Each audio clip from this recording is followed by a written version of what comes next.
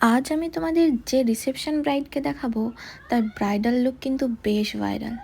Hello everyone, আমি স্মৃতি। তো সকাল সকাল চলে গিয়েছিলাম আমি আমার ব্রাইডের উদ্দেশ্যে। লোকেশন ছিল বাগনান। এই যে সেই মিষ্টি ভাইরাল ব্রাইড সুহানা।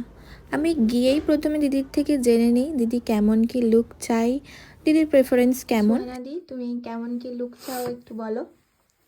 সিম্পল, একদম সিম্পল, হ্যাঁ, বাট একটু গ্লোইশ হবে। গ্লোয়িং হবে। একটু গ্লোয়িং হবে আর কিছু না, এটাই। বাকিটা তুমি তোমার মতোই করো। আর লিপসটা যেহেতু তোমার রেড, এই পিঙ্ক লেহেঙ্গা, সো একটু ডার্ক রেখো, নিউড লিপস্টিক না। আচ্ছা, ডার্ক। বাস, ইয়েস, বাকিটা তোমার উপর। ঠিক আছে, এবার করতে করতে দেখা যাক কেমন কি হয়। ব্রাইডের চয়েস যখন নিজের পছন্দের সাথে মিলে যায় তখন আর কি চাই।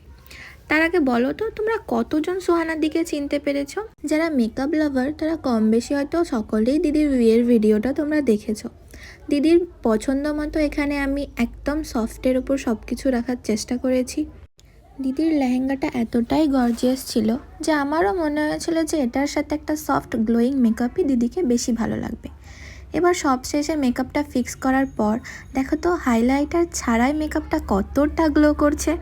এর আগে দিদির সাথে আমার বলতে গেলে একদমই কনভারসেশন হয়েছিল না, কিন্তু এখানে এসে সেটা একদমই মনে হয়নি।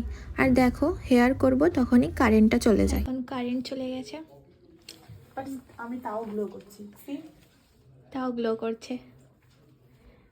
একদম গ্লোই ব্রাইড।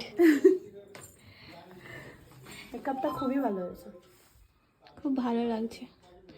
কার্লস বাকি আর কারেন্ট চলে গেছে। কি হবে।